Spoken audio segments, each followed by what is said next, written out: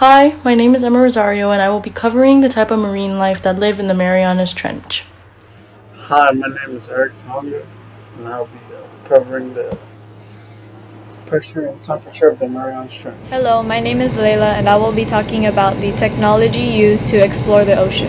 Challenger Deep in the southern end of the Marianas Trench is the deepest spot in the ocean.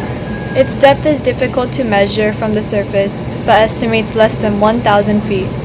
Because Guam is a U.S. territory and 15 Northern Marianas Islands are U.S. Commonwealth, the United States has jurisdiction over the Marianas Trench. In 2009, George W. Bush established the Mariana Trench Marine National Monument, which created a protective marine reserve for approximately 195,000 square miles of seafloor and waters surrounding the remote islands. It includes most of the Marianas Trench, 21 underwater volcanoes, and areas around 3 islands. The Marianas Trench, a crack in the Earth's crust, caused when the Pacific Plate dove under this very small Marianas Plate. Now, the Marianas Trench is approximately 36,201 feet deep and 44 miles wide. At the bottom of the trench, you'll find that the water column above exerts a pressure of about 15,750 psi, which is pounds per square inch. It is 1,071 times the standard atmospheric pressure at sea level.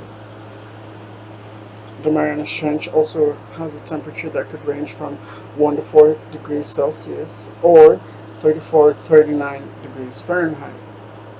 There are a lot of organisms in the trench, and I don't necessarily mean the fish.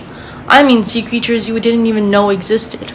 From the xenophyophores to the amphipods to the sea cucumbers, which are the most common.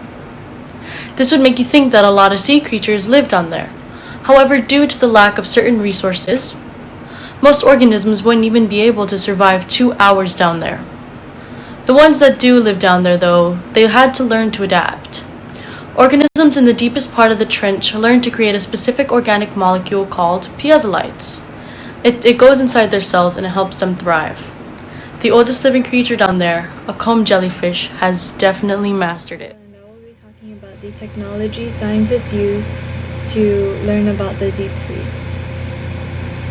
They often use profiling buoys, Argo floats, and AUVs. AUVs are mainly to track the seafloor but can also take note of the temperature and salinity. The first known human deep-sea submersible was in 1964, founded by the Woods Oceanographic Institution.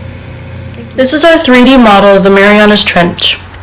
We used paper mache, newspapers, paint, toothpicks, and clay to create the finished look.